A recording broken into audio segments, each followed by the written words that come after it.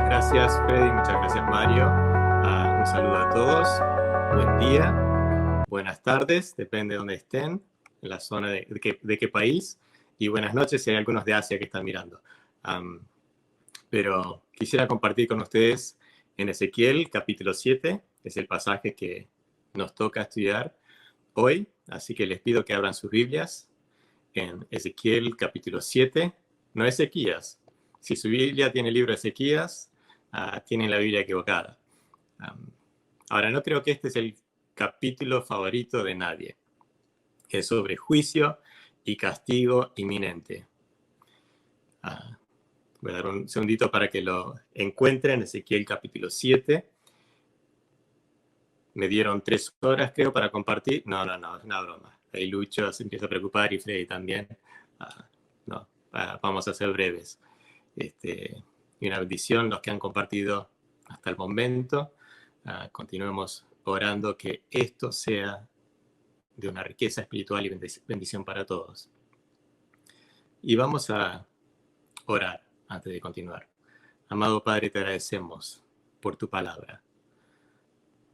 Pedimos que tú nos hables por ella, que sea una luz para nuestro diario vivir, de cómo debemos actuar en estos días y que nos llenes de tu sabiduría, Señor, y de tu amor.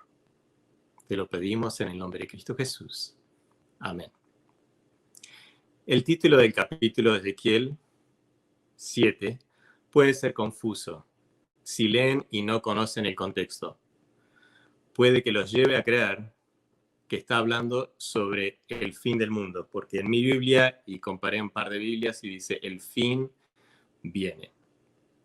Ahora, siempre debemos conocer el contexto, leer lo anterior y lo posterior, y conocer el contexto del pasaje para evitar error y evitar confusión. Y también conocer el contexto histórico. El contexto del pasaje habla sobre el fin para Israel, más específicamente para Judá y Jerusalén. Vean el versículo 2, dice, a la tierra de Israel. Y el versículo 3, ahora será el fin sobre ti. Entonces te está hablando en singular para una nación, y es la nación de Judá. Ya Lucho nos habló que el reino de Israel se había dividido, las 10 tribus del norte y las 2 tribus del sur. Ezequiel está escribiendo a las 2 tribus del sur. Los versículos 1 al 9 del capítulo 7 reiteran el fin de la nación en su tierra. Por su pecado van a ser removidos de su tierra, llevados cautivos, y la ciudad va a ser destruida. Y también el templo. Versículos 10 al 27 dan más detalles sobre la destrucción. Miren el verso 2. Dice, tú, hijo de hombre, anuncia, así ha dicho Jehová, el Señor, a la tierra de Israel. El fin viene sobre los 4 extremos de la tierra. Ahora, no está hablando de los 4 extremos de todo el globo, del planeta, sino de Judá, de esa tierra. El fin viene sobre ellos. La repetición del mensaje, el fin viene, es para que presten atención, ya que muchos falsos profetas estaban anunciando paz para ellos. Y muchos creían que Jerusalén y el templo jamás serían destruidos, que la vida seguiría su curso sin interrupción alguna. Un resultado del COVID-19 es que ahora reconocemos esto, que no todo siempre seguirá igual, y eso es un beneficio. El contexto histórico es importante también. Ya escucharon que las 10 tribus del norte, generalmente llamadas Israel, fueron llevadas a cautiverio por Asiria, como 120 años antes de cuando Ezequiel está escribiendo. Jerusalén fue sitiada. El rey de Babilonia llevó a algunos deportados nuevamente a Babilonia, de la realeza, entre ellos está Daniel y sus amigos. Después los sitió nuevamente a Jerusalén, y en esta ocasión llevaron deportados, y en ese grupo está Ezequiel. Y Ezequiel comienza su ministerio 5 años después, en Babilonia, exiliado. Capítulos 4 al 24 de Ezequiel son escritos a la nación de Judá, tanto a los exiliados como a la mayoría que todavía está en Judá y Jerusalén, antes de la destrucción final de esa ciudad, que ocurre en el 586 a.C. Y en esos capítulos nos da la razón por el juicio y por la deportación. Ellos creen, los que están todavía en Judá y Jerusalén, erróneamente, que ya pasó el peligro, porque quedaron en su país, creen que van a tener paz, que todo va a volver a la normalidad, y continúan practicando los pecados y las costumbres de las naciones alrededor, que Dios les ha advertido repetidas veces que por causa de eso van a ser llevados cautivos. Están confiados en su estabilidad, en su riqueza, en su comodidad. Y es tremendo, ¿no? Que sigan en su pecado, con el corazón endurecido, sin creer las advertencias de Dios. Y Dios, en su paciencia y compasión, les advierte por medio de Ezequiel, en la última hora, le queda poco tiempo, por eso repite, el fin ya viene. A su pueblo elegido, que viene el castigo, que viene el juicio. El corazón de Dios está quebrantado. Si van al capítulo 6, versículos 9 y 10 dice, y se acordarán de mí entre las naciones en las cuales serán cautivos, porque yo me quebranté a causa de su corazón fornicario, que se apartó de mí, y a causa de sus ojos que fornicaron tras sus ídolos, y se avergonzarán de sí mismos, el pecado les va a traer vergüenza, a causa de los males que hicieron en todas sus abominaciones. Y sabrán que yo soy Jehová, no en vano dije que les iba de hacer este mal. Porque siguen en su pecado y no se arrepienten, a pesar de tantas advertencias, y a pesar de que le cause dolor a Dios, va a ser fiel a su palabra.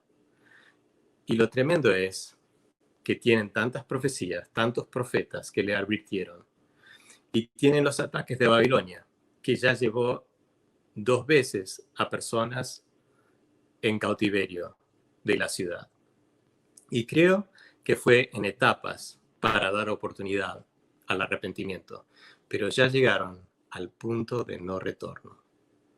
Se acabó la paciencia de Dios. Noten el fin del versículo 10 del capítulo 6. Este es el tema del libro. Y sabrán que yo soy Jehová. Lo tenemos en el capítulo 7, versículo 4, en el versículo 9 del mismo capítulo y en el versículo 27. 3 veces en el capítulo repite esta idea. Dios quiere que lo conozcan y que desarrollen esa relación con Él. Conocimiento de Dios es lo que quiere y es nuestra mayor necesidad. Jeremías 9, 23 y 24, que muchos conocen, dice, así ha dicho Jehová, no se alabe el sabio en su sabiduría, ni en su valentía se alabe el valiente, ni el rico se alabe en sus riquezas, mas alábese en esto el que se hubiere de alabar, en entenderme y conocerme, que yo soy Jehová, que hago misericordia, juicio y justicia en la tierra, porque estas cosas quiero, dice Jehová. Expresa que le quebranta, pero también que es santo, justo y fiel a su palabra. Y ellos toman la paciencia de Dios como tolerancia o aceptación de su pecado. Pero tenemos en 2 Pedro capítulo 3, versículo 9, que el Señor no retarda su promesa, según algunos la tienen por tardanza, sino que es paciente para con nosotros, no queriendo que ninguno perezca, sino que todos procedan al arrepentimiento. Ese es el corazón de Dios. Pero si no se arrepienten, viene el juicio. Lo viene advirtiendo desde antes que ellos entraran a la tierra de Canaán y se formara a su tierra, Israel. En Deuteronomio les advierten a ellos que no adopten las costumbres de las naciones de la tierra donde vivirán. O vendrán pestilencias, serán vencidos por otras naciones y serán removidos de su tierra. En otras palabras, se está cumpliendo la palabra de Dios y les está diciendo, no se conformen a este mundo. ¿Les suena familiar eso? Bueno, Romanos 12:2 nos dice lo mismo a nosotros, la iglesia. Y vemos en Ezequiel 9 que es una profecía de lo que va a venir, pero es una profecía inminente, que va a suceder en poco tiempo. La profecía de parte de Dios es un acto de misericordia. Él predice, les declara antemano lo que va a suceder para que no sigan viviendo en desobediencia, sino que cambien sus caminos. Lo hace por dos razones. Para que sepan que Él es el único Dios verdadero. Nadie más puede hacer esto. Revela que Él es el Dios que es digno de escuchar, de confiar y prestar atención. En Isaías 46, versículos 9 y 10 dice, porque yo soy Dios y no hay otro Dios. Nada hay semejante a mí, que anuncio lo por venir desde el principio, desde la antigüedad, lo que aún no ha pasado. En otras palabras, como dice acá, lo hace para que sepan que Él es Jehová y para que presten atención y se arrepientan y cambien sus caminos, porque es para su bien. Ahora, ¿por qué viene el juicio y el castigo? Cuando leen el capítulo 5, 6, 7, es bastante severo. Dios está molesto, está enojado. Y nos dice en el capítulo 7, es por sus propios pecados. Y saben que así será en el final de los días, durante la tribulación, cuando sea derramada la ira de Dios sobre este mundo, es por causa de los pecados de las personas. Es el juicio de Dios. En el capítulo 7, versículos 3 y 4 dice, ahora será el fin sobre ti, y enviaré sobre ti mi furor, y te juzgaré según tus caminos, y pondré sobre ti todas tus abominaciones. Y eso lo repite en el versículo 8 y 9, y lo vuelve a repetir en el versículo 27. Y está reforzando esta verdad. Lo que nos dice en Gálatas 6, 7 y 8. Que no se engañen. Dios no puede ser burlado. Todo lo que el hombre sembrare, eso también segará. Ellos, como nación, cometieron adulterio espiritual y serán castigados conforme a la ley por ese pecado. Es la muerte. Ellos quieren adorar falsos dioses y a ídolos, y entonces los va a enviar a una tierra donde solo adoran falsos dioses. Ahora quiero que aprendan esta verdad, que Dios mide el tiempo por la moralidad, o mejor dicho, por la inmoralidad, cuando llega a su límite. Es como el reloj de Dios, el tiempo de Dios, es marcado por la moralidad de las personas, de las naciones. Versículo 10 del capítulo 7 dice, ha reverdecido la soberbia. Versículo 12, el tiempo ha llegado. El pecado llegó a su límite y ya se acabó la paciencia de Dios y ellos no se han arrepentido. Para ellos y para nosotros, no vemos nuestro pecado como lo terrible que es. Y no pensamos que somos tan malos. No tenemos la perspectiva de Dios.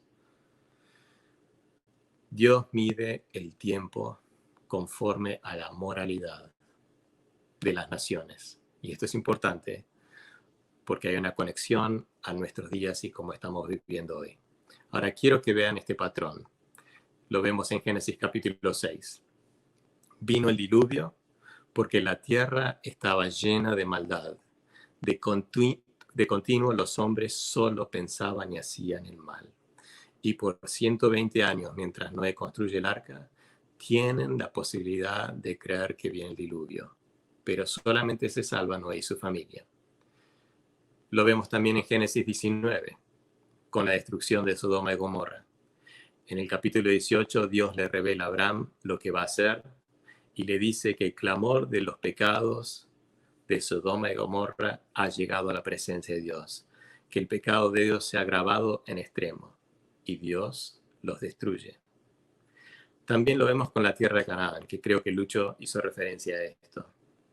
Cuando los israelitas entran a la tierra y la poseen y destruyen a esas naciones, es porque la maldad de esas naciones había llegado a su límite.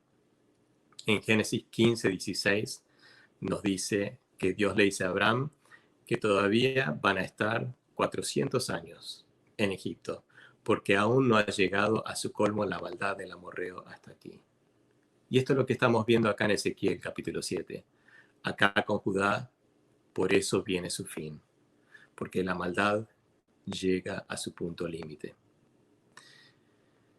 Y es Dios el que ellos conocen como proveedor, como protector, que ahora, en versículo 9, se da a conocer como Jehová Maque, que es el que Jehová golpea. Es él el que trae el castigo. Y en el 586, pocos años después de esta profecía, se cumplió la palabra de Dios al pie de la letra. Versículos 5 y 7 dice que va a ser un día de desastre. Viene el fin, dice el versículo 6, el fin viene, se ha despertado contra ti, ciertamente que viene. La mañana viene para ti, morador de la tierra. Y para ellos parece que el castigo de Dios se había dormido, que no iba a venir, pero les está declarando que se ha despertado. Y esto es terrible. Nosotros estamos viendo días bastante feos acá en Filadelfia. Encima del coronavirus, ahora hay motines, saqueos, protestas, tiempos peligrosos. Pero estos días malos acá son nada en comparación a los que les iba a pasar a ellos y cómo va a ocurrir durante la tribulación. Nosotros todavía estamos a tiempo. Ahora, ¿por qué estudiar este capítulo que ya pasó hoy, cuando estamos hablando sobre que su venida está próxima? No sé, me pregunto lo mismo. No, es una broma. Porque Dios quiere que aprendamos de las lecciones de la historia de la Biblia. Y hay tantas similitudes de este pasaje con nuestro presente que es sorprendente. Fue escrito para Israel, pero parece que fuera escrito para hoy en día. Los pecados y la abundancia de maldad son similares. Versículo 10b está hablando acerca que reverdeció la soberbia. Hoy en día vivimos en tiempos de gran soberbia. Y antes del coronavirus, las personas tenían tanta arrogancia hasta contra Dios. Versículo 11 nos habla acerca de que la violencia abunda. Y eso lo vemos hoy en día también. Versículo 19 nos dice que confían en sus riquezas. Es el ídolo que muchos hoy en día han perdido. Versículo 19 al 22, lo material en que ellos confiaban no les va a ayudar. ¿Y cuántos hoy en día, con el coronavirus, confiaban en sus riquezas, estabilidad laboral, y ahora eso ha cambiado, ha sido removido? Pablo dice a Timoteo, y esto ya lo leyó Lucho, que en los postreros días habrá personas que son amadores de sí mismos, avaros, vanagloriosos, soberbios, blasfemos, desobedientes a los padres, ingratos, impíos, que aborrecen lo bueno, que aman deleites más que a Dios. Y como dijo él, decime si no es cierto eso hoy en día. Otra de las similitudes son las advertencias en la palabra de Dios. Dios predice mucho de lo que vemos hoy en día. Y por eso creemos que estamos en los últimos días. Ya sea que nos queden 5 días, 5 meses, 5 años o 50 años. A la luz de la eternidad, ese tiempo es insignificante. Su venida es inminente. Y debemos vivir con nuestra vista en la eternidad. El fin ha llegado, repite en el capítulo 7. Y esta verdad es para todos. A todos nos va a llegar más rápido de lo esperado el fin de nuestra vida. Y debemos ser sabios y aprovechar el tiempo. Debemos orar como el salmista en Salmos 90:12, que nos enseña a contar nuestros días, que traiga al corazón sabiduría. O en Efesios 5:15 al 17, para aprovechar el tiempo porque los días son malos y tener entendimiento de cuál es la voluntad de Dios. Estar listos tener la certeza de la vida eterna y que estamos viviendo no haciendo tesoros para este mundo, sino haciendo tesoros para el cielo. No como las vírgenes insensatas que no estaban listas para la venida del Señor en Mateo 25. Y noten al fin del capítulo, versículo 22 al 26 de Ezequiel 7, que Dios usa gente impía, gente injusta para castigar a su pueblo. Hoy, quizás parte de la disciplina, del llamado de atención de Dios al mundo, a las personas y a la iglesia es de esta manera. Y nos choca un poco eso. La situación que la que ellas iban a vivir y que la que nosotros estamos viviendo también es similar. Versículo 7, versículo 15 y 17 dice que va a haber pánico, va a haber tristeza, va a haber temor.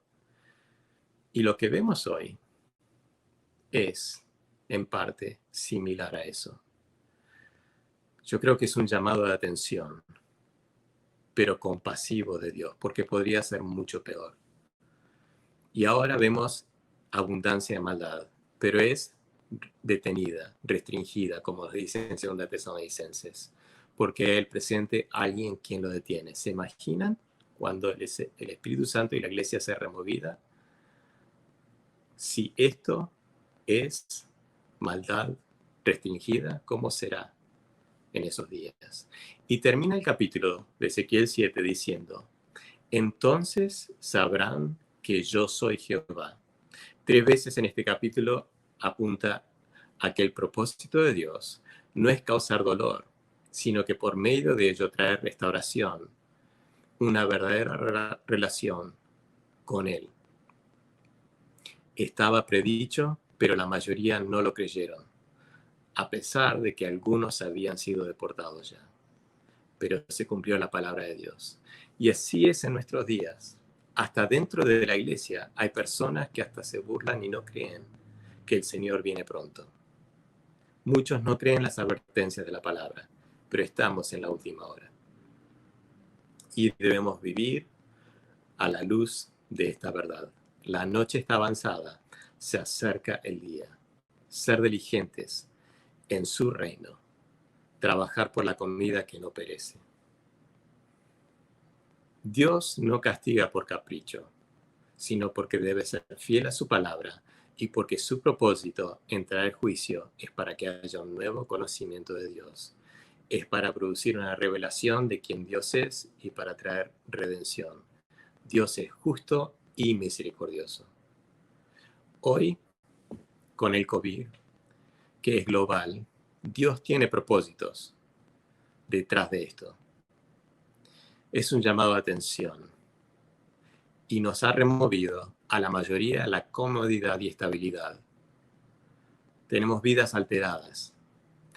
Han sido removidos ídolos, ya sea deportes, sea la confianza económica, salud, distracciones.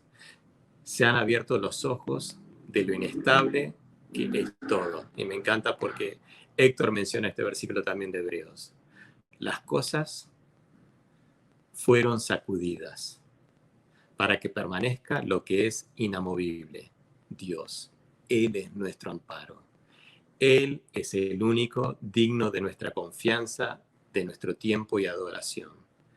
Debe volver a ser lo central en nuestra vida. Dios quiera que se produzca esto en nosotros. Y cuando volvamos a lo normal, al nuevo normal, que sigamos con ese fervor y no nos olvidemos de las lecciones que hemos aprendido durante este tiempo. Para terminar, quiero decir esto. El pecado hoy es similar a ese tiempo. Es de continuo el mal. Se glorían en su inmoralidad. Hay un abandono a los principios de Dios en su palabra y es global, no solamente en este país, en todos los países. Como dijo Héctor también, la destrucción de la familia. Llaman lo bueno malo y lo malo bueno. El tiempo del reloj de Dios está por cumplirse. Debemos estar preparados para encontrarnos con Dios. Esto ya se acaba. El fin viene. Y como iglesia, nuestra oración debe ser la de Apocalipsis 22. en respuesta a la declaración del Señor Jesucristo. He aquí vengo en breve. Amén. Sí, ven, Señor Jesús. Que Dios les dé de su gracia y sabiduría para estos tiempos. Hay un corito que cantábamos hace años que me gusta y dice: ver su faz mi alma anhela, ver ansío a mi Jesús. Va cesando ya la espera, pronto me deslumbrará su luz. Y cuando a fin apunte el día, esta esperanza mía se va a tornar en realidad. Amén. Que Dios les bendiga. Vamos a orar. Amado Padre, te agradecemos por las enseñanzas en tu palabra. Señor, que tú las apliques a nuestra vida y que podamos vivir en estos días buscando tu reino, deseando tu venida, estando preparados y con esa esperanza viviendo vidas puras. Te pedimos esto en el nombre de Cristo Jesús. Amén. Gracias, querido Ramón. Es una enseñanza maravillosa de saber que nuestra única esperanza es Jesús. Aunque todo ha sido removido de este planeta, Dios sigue de pie y su iglesia también.